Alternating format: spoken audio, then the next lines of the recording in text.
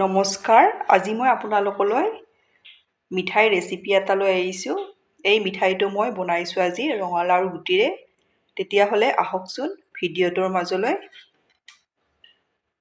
আজিৰ মিঠাইটো বনাম মই ৰঙালাওৰ গুটিৰে। ৰঙালাওৰ গুটি ৰঙালাও আনিলে এইদৰে ধুই ৰ'দত শুকুৱাই ভালদৰে টেমাত ভৰাই থৈ দিওঁ। এইদৰে ভাজিও খাব পাৰি। আজি মই আপোনালোকলৈ মিঠাই ৰেচিপি এটা লৈ আহিছোঁ। এবাটিৰ অলপ কম হ'ব। ৰঙালাওৰ গুটি লৈছোঁ। এতিয়া মই মিডিয়াম ফ্লেমত গুটিখিনি ভালদৰে ভাজি ল'ম।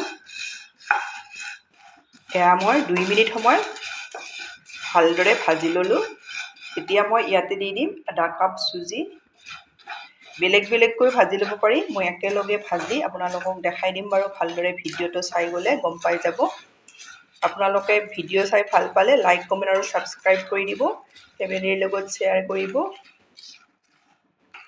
ফ্লেভাৰৰ কাৰণে মই 2টা ইলাইচি একেবাৰে ইয়াতে দি দিছোঁ।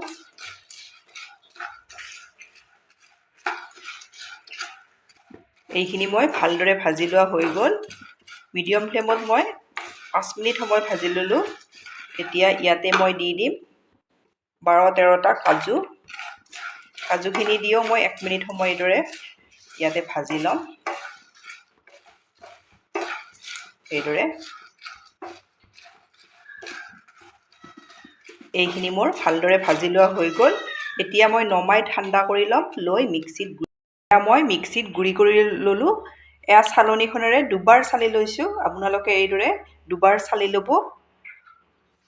এতিয়া মই ইয়াতে দি দিম 1 কাপৰ অলপ কম, আধা কাপৰ বেছি নাৰিকলৰ গুড়ি। একেটা কাপেৰে দি দিছোঁ। একেটা জোখতে মই 1 কাপ পাউডাৰ গাখীৰ দি দিছোঁ। আধা কাপ পিচি থৈ দিয়া চেনি দি দিছোঁ। এতিয়া এই গোটেইখিনি ভালদৰে মিক্স কৰি ল'ম। আপোনালোকে ৰঙালাওৰ গুটিৰ মিঠাই খাইছেনে? মোক কমেণ্টত জনাবচোন। আৰু যদি খোৱা নাই এই পদ্ধতিটোত বনাব। এইখিনি মই ভালদৰে মিলাই লোৱা হৈ গ'ল। এতিয়া ইয়াতে দি দিম মই 1 কাপৰ কম, আধা কাপৰ বেছি ফ্ৰেছ মলাই দি দিছোঁ। আপোনালোকে বেছি দিনৰ মলাইটো নিদিব। এদিন বা 2 দিনৰ ফ্ৰিজত থোৱা হ'লে হৈ যাব, কিন্তু বেছি দিনৰ নিদিব। বেছি দিনৰ থকাটো দিলে মিঠাইটো খাবলৈ বেয়া লাগিব। এতিয়া মই এইদৰে হাতেৰে ভালদৰে মিলাই ল'ব লাগিব।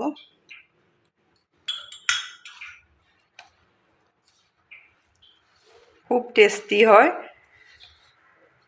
আপোনালোকে বনালে নিশ্চয় গমেই পাই যাব।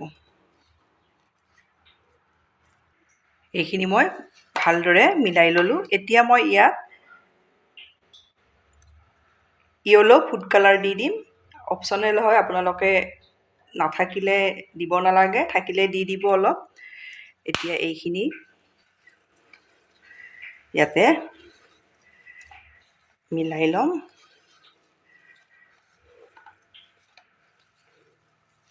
ভালদৰে মিলাই ল'ব লাগিব। এইখিনি মই ভালদৰে মিলাই লোৱা হৈ গ'ল। এতিয়া মই অলপ হাতটো ধুই লৈ ল'ম। এতিয়া মই ইয়াৰে মিঠাইৰ শ্বেপ দি যাম। আপোনালোকে এইদৰে বনাই ফ্ৰিজত থৈ এসপ্তাহলৈ খাব পাৰিব। বহুত বেছি টেষ্টি হয়। বনালে নিশ্চয় গম পাব। দেখিছেনে? এইদৰে লৈ মই নাৰিকলৰ গুড়িত এইদৰে দি দিম। এটা হৈ গ'ল।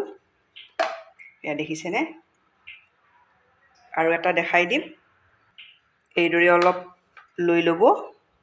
সৰু ডাঙৰ যিমানটো জোখত বনাই আপোনালোকে, মই বেছি সৰুও নকৰোঁ। এইদৰে ল'ব।